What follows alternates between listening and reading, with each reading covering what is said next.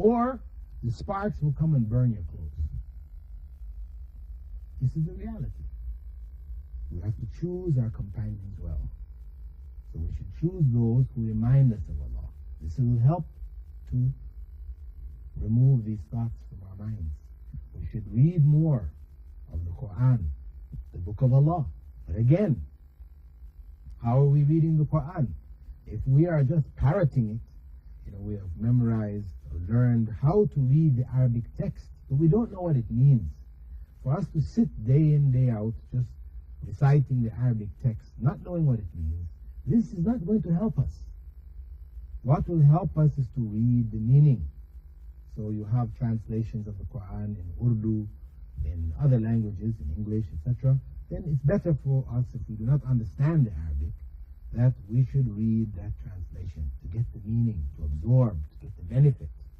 Of course, reading the Arabic is okay as a step towards learning what the Arabic means. We should strive to learn what it means so that we can understand God's words directly. But our daily readings should be in the language that we understand, so that we can take benefit from the reading of the Quran. So, dear brother, this is my suggestion to you. Inshallah, God willing, if you take this advice, you will find that much of the whispering will go. However, there does remain, as Allah speaks in the last chapter of the Quran, about the waswas al-khannas, the evil whisperer, who whispers and slips away. The satanic forces around you, from among the jinn, who are invisible to us mostly, and amongst mankind, those agents of Satan, who will whisper to us things and slip away. Before we realize it, these thoughts have come to our minds. This is life. This is part of the struggle. This struggle is there for our development. If there was no struggle of this kind, where evil thoughts would come to our minds, we would recognize this evil, because Allah, as He said, فَأَلْهَمَهَا فُجُورَهَا وَتَقْوَاهَا, He has taught every soul knowledge about corruption and piety, righteousness. Every soul knows what is good and what is evil fundamentally. So when these evil whisperings come, either to our minds or through people, into our ears, etc., this is where the struggle now begins. We struggle, we identify this as evil, and then we struggle to overcome it. When we have done this, when we've overcome these evil thoughts, which invite us to evil actions, we stop ourselves, and we have grown spiritually. And these trials and these tests are signs from God that in fact He loves you. You should take this as a sign that He loves you. As the Prophet Muhammad, may God's peace and blessing be upon him, when he was asked, who receives the most calamities in this life? He said, the prophets. They're the ones receiving the most trials. Then those that are most like them. Then those that are most like them. So these kind of tests and trials in our lives, these are for our development.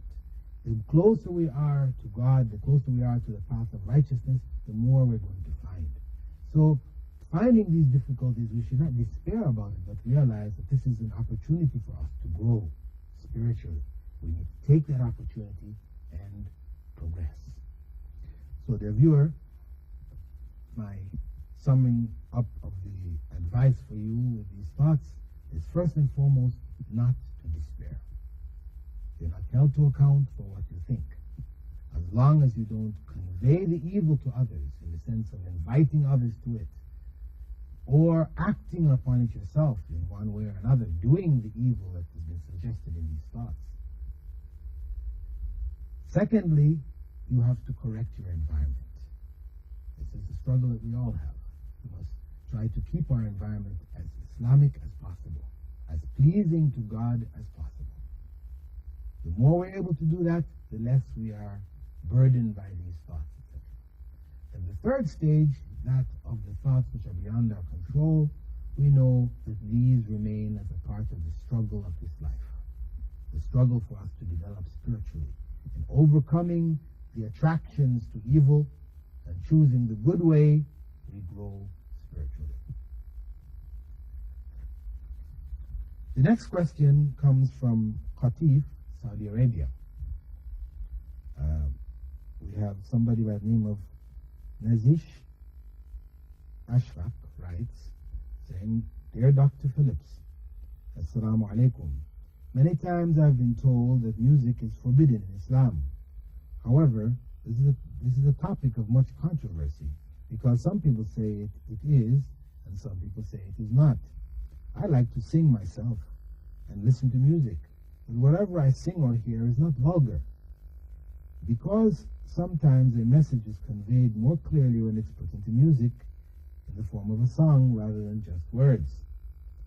Please tell me if music, the type people can relate to, and the type that makes someone feel better, is allowed or forbidden in Islam.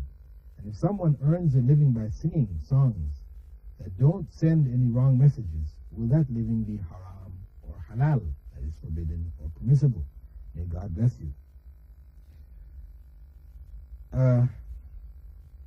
Let us say that fundamentally in Islam, singing in and of itself is not considered to be evil or forbidden. This is something which God created us with. It is an ability to make music with our voice, something which God created us with. So fundamentally it is not forbidden. However, there are circumstances which make it forbidden.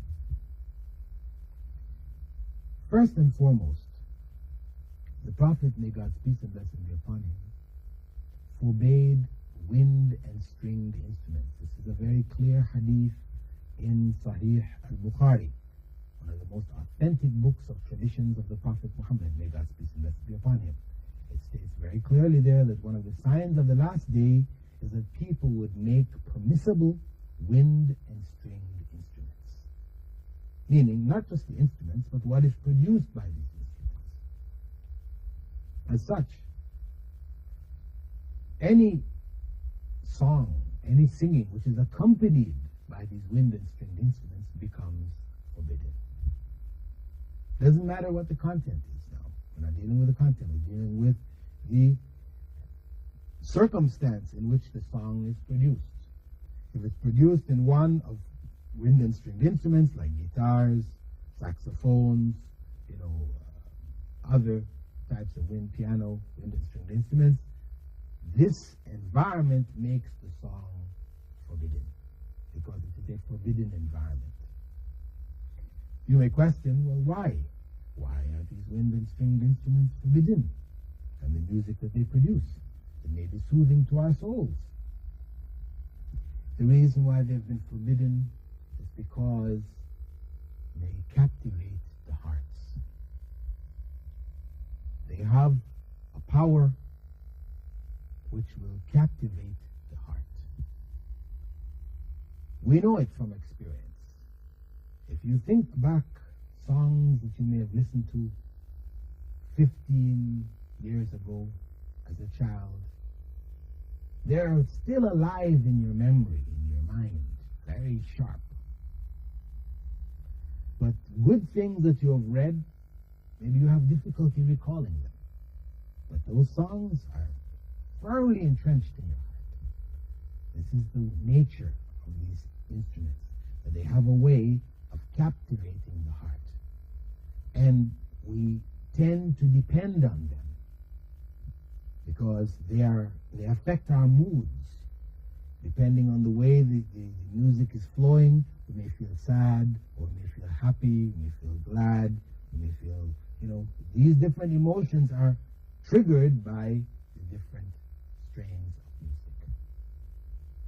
And they, as I said, have a way of captivating the heart so that the heart becomes addicted to them.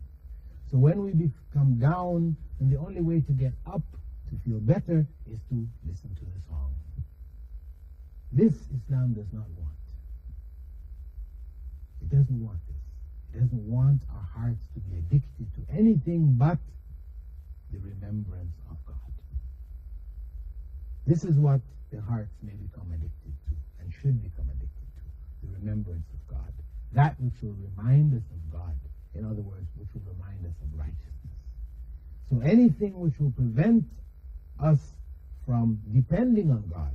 When we're down, we should be turning to God, but instead our hearts are addicted to these musical instruments, etc., and the sounds produced by them. So this is where we turn. Such things are forbidden. So this is the environment which makes the song forbidden. In the next episode, we will continue to look at the issues concerning music. So I hope you can follow this next program. We'll go into some more details concerning the other issues that you raised about singing.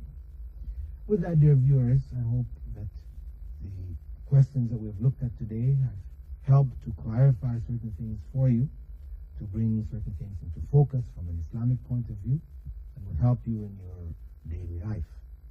And if you have any questions of your own that you would like to write in, please do so. We welcome all questions. With that, dear viewers, I bid you all farewell. Wassalamu alaikum wa rahmatullahi wa barakatuh.